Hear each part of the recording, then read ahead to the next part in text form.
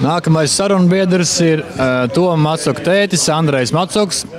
Sveiks, labvakar, un stāsti, lūdzu, tagad tu divās frontēs esi strādājis. Es biju gan kā tētis līdzi savam dēlam, gan arī kā mehāniķis.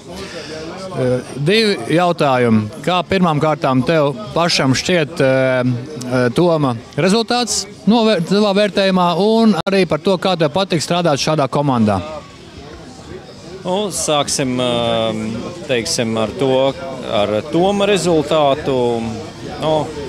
Protams, varēja būt krietni labāks viņš, un, protams, bija arī objektīvi apstākļi, kāpēc tas nenotika tā, kā tam bija jānotiek. Bet, protams, arī tas uztraukums laikam pirmo reizi kā nekā bija izlasē ticis, un tas uztraukums bija laikam lielāks.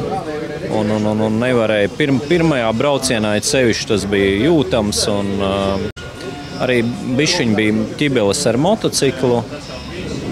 Un otrajā braucienā viņš jau pats teica, jutās diezgan daudz labāk nekā pirmajā braucienā, bet, diemžēl, pievīla motocikls. Ja, un, teikšu tā, ka neesmu apmierināts ar to.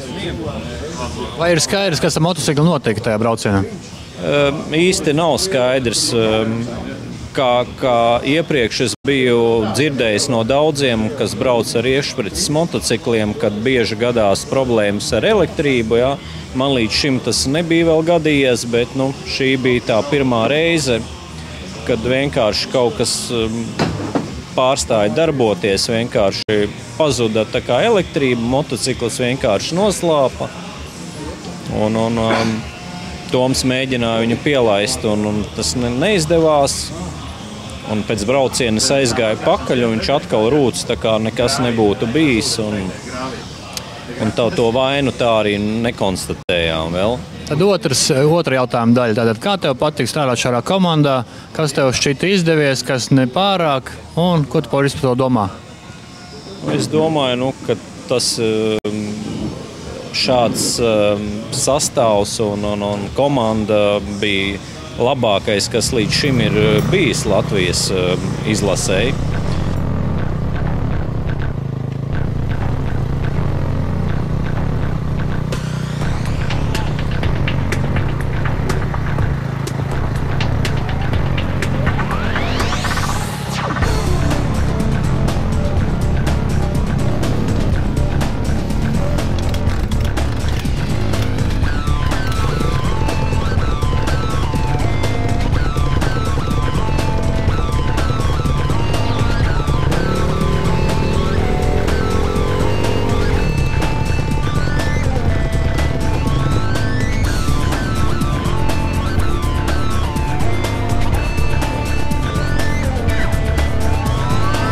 Novēlu arī, lai turpmāk kaut kas tam līdzīgs būtu arī gan lielai izlasei, gan Eiropas izlasei. Un tas ir tas ceļš, uz ko mums jātiecās un jāiet. Un bija viss tiešām brīnišķīgi.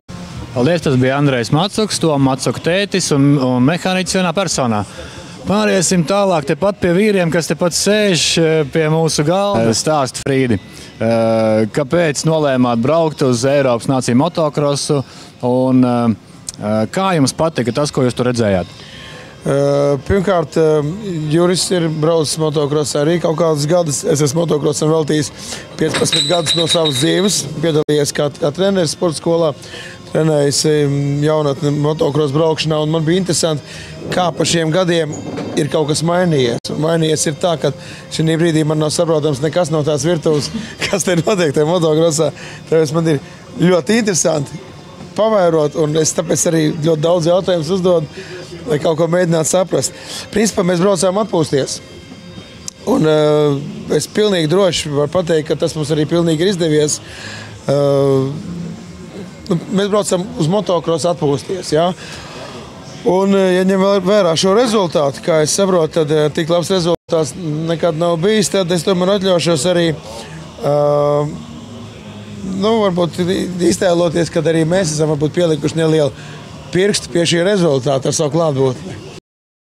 Juri, stāsti, tev kā motokrosistam izbijušam, kā tev pašam liekas tas progress, kāds ir, un kā tev šķiet tie jaunie čaļi, kas tagad cīnījās Latvijas izlasē? Ko tu par to visu domā? Es domāju, ka tas ir drausmīgi gājis uz priekšu, salīdzinot, ka kādreiz mēs braucam ar tiem Krievu močiem, Kauroves, un kādām bija tas 40, tad tas jau bija baigais vīrs, vai ne, drausmīgi attīstījusies tā tehnika, un galvenais man, kas tā, tā liekas diezgan tā ņocīgi, ka tu tā kopā brauc ar tiem puisīšiem, tādiem it kā tieviņi, tādi kaulaini, bet ka viņš ieķerās tajā mocī, ka viņš nobrauc to pusstundu un vēl tos 2 stapus tajā trakajā trasē, tur ir baigās iekšas. Es zinu, ka pats no personīgās pieredzes tagad, arī kādreiz ar KTM pabraucu to enduro. Es pa tādu trasi, kā tur bija, varētu vienu apli varbūt nobraukt.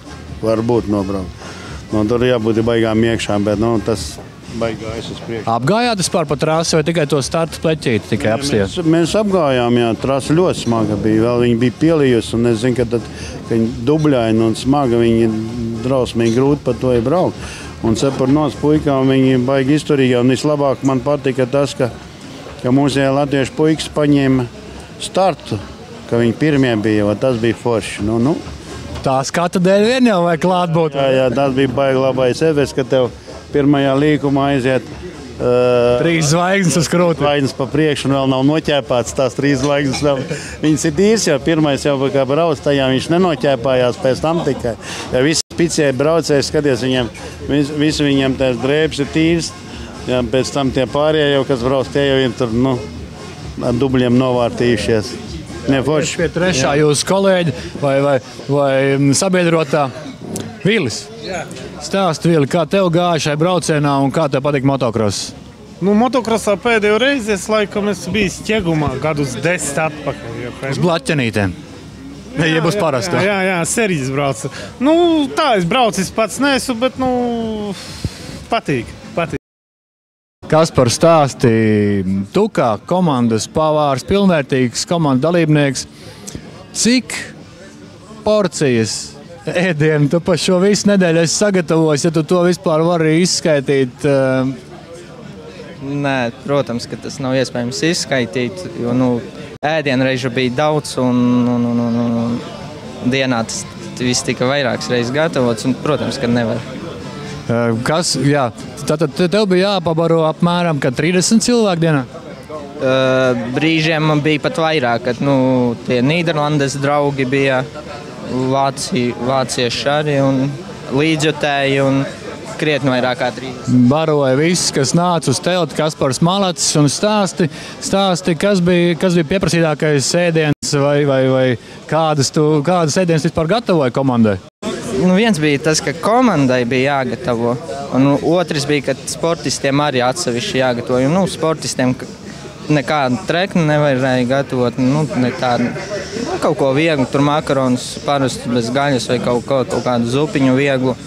Un otrs bija parastā komanda, kā saka, personāls, kur bija gan pusdienās, gan zupa.